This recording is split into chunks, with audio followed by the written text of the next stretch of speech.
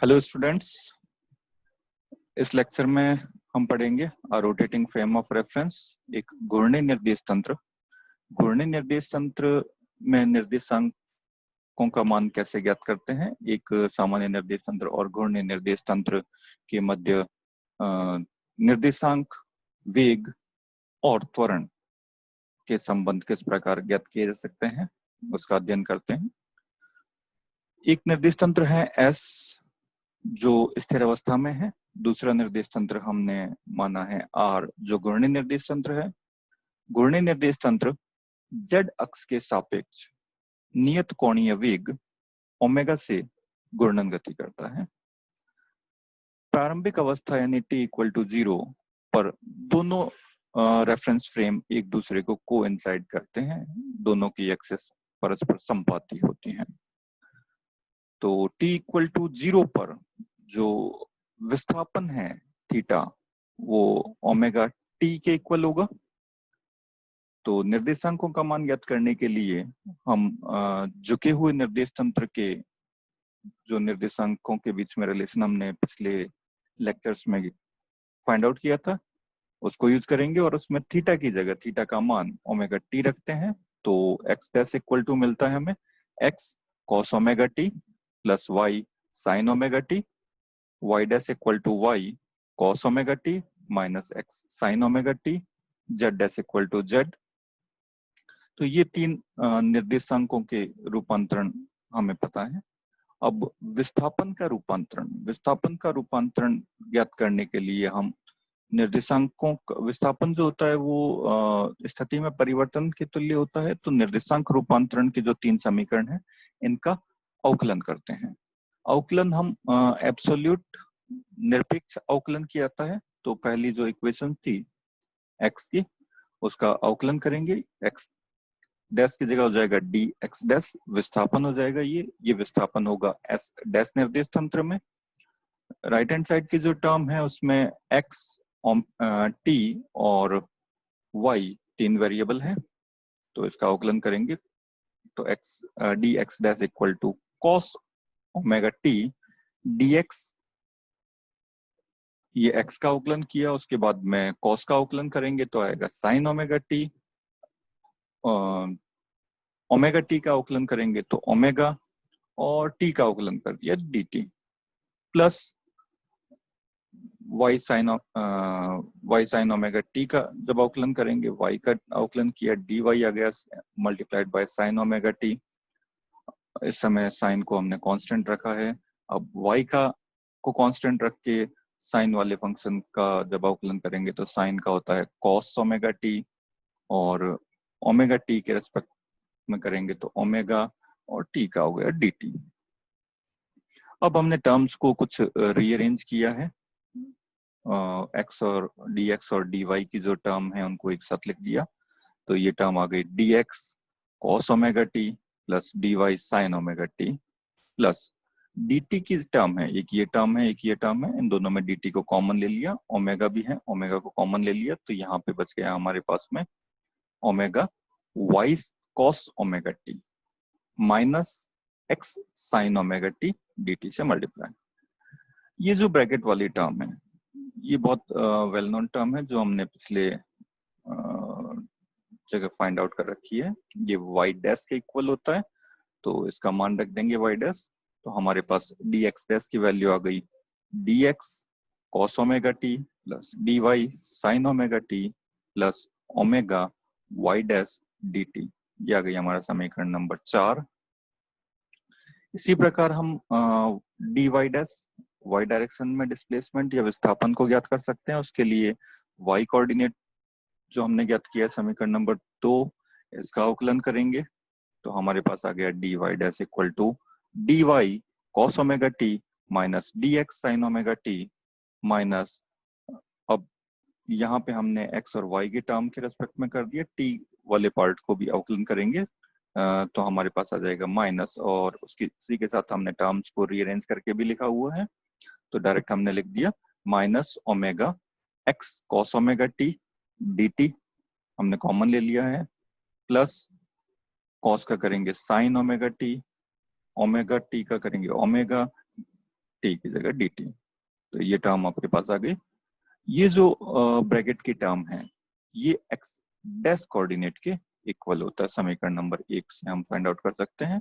तो इसका मान पुट कर देंगे। मान रखते हैं हमारे पास डी वाई डैश का मान आ गया। D y dash equal to d y cos omega t minus d x sine omega t minus omega x dash d t. ये आ गया हमारा समीकरण नंबर 5।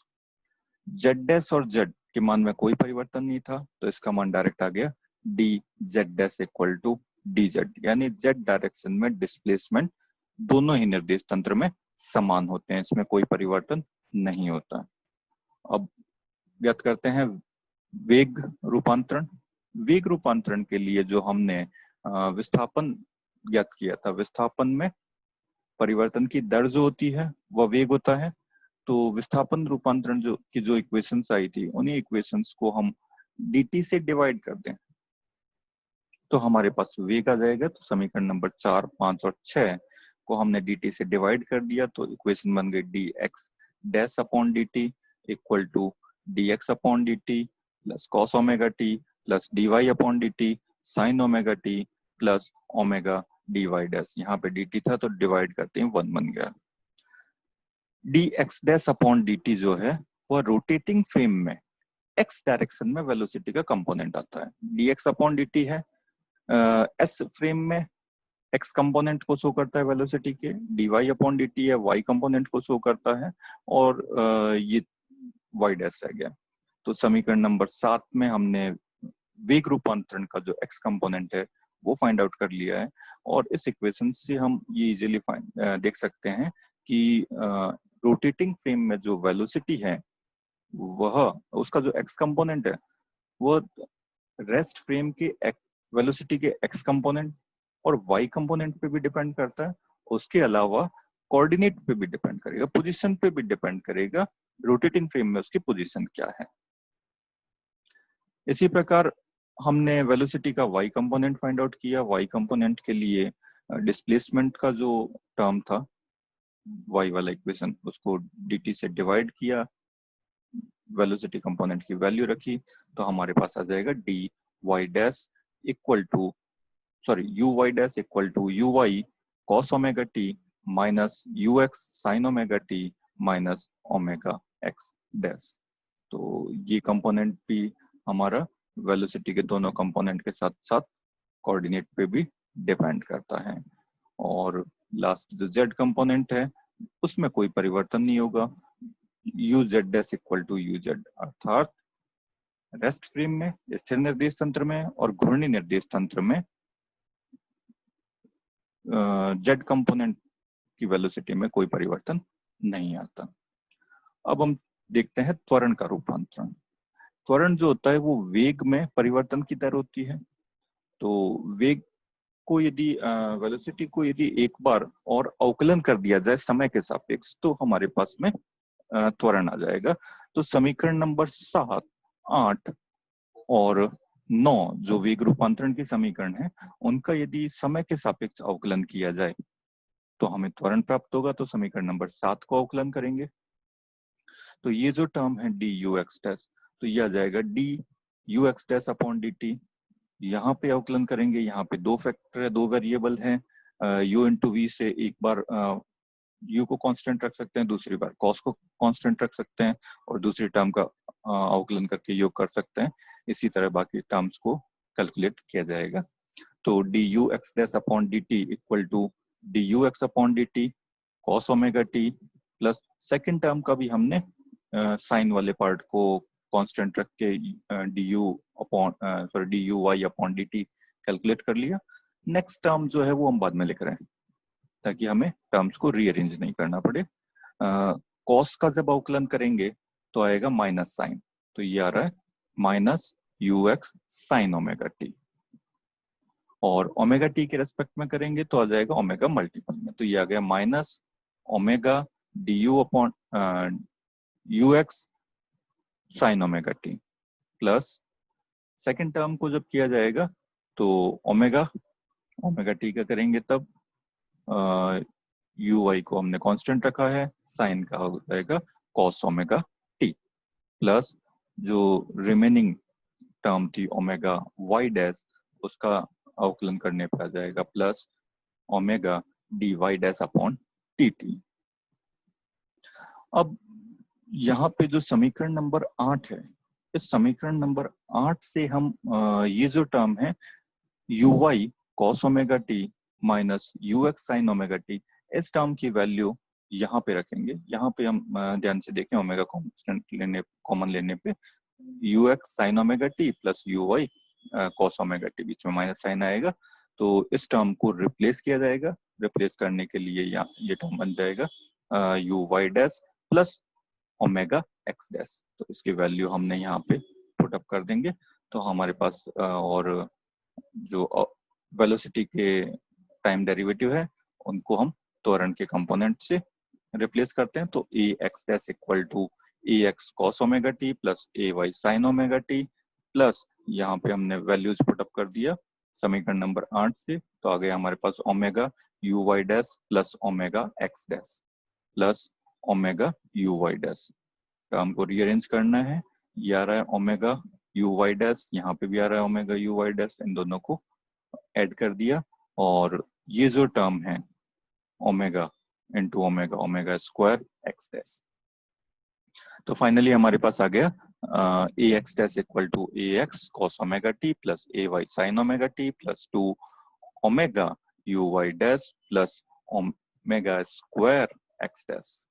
समीकरण के कंपोनेंट को ध्यान से देखने पे हमें पता चलता है कि रोटेटिंग फ्रेम में जो त्वरण का एक्स कंपोनेंट है वह त्वरण के साथ साथ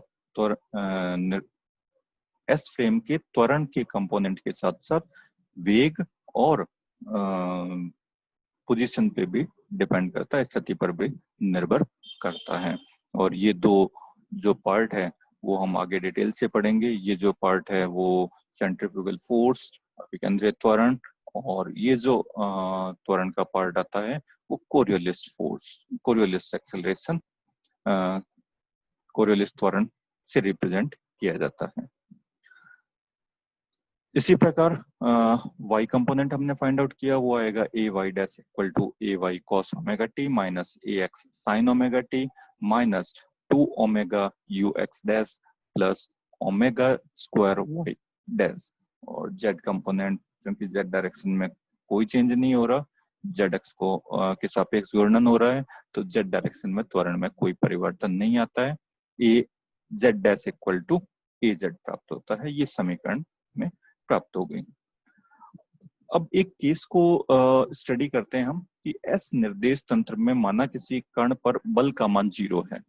अगर किसी कण पर बल को 0 कर दिया जाए तो कण की गति जो होती है वो त्वरण रहित होती है, त्वरण 0 होगा।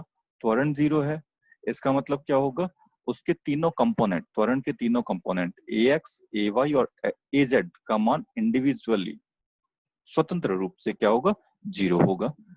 अब हम ये रूपांतरण समीकरण है त्वरण की 10 से 12 तक की, उन सब में ए एक्स, ए वाई और ए जेड का मान 0 रखें और चेक करें कि रोटेटिंग फ्रेम घूर्णी निर्देश तंत्र आर में त्वरण का मान क्या प्राप्त होता है।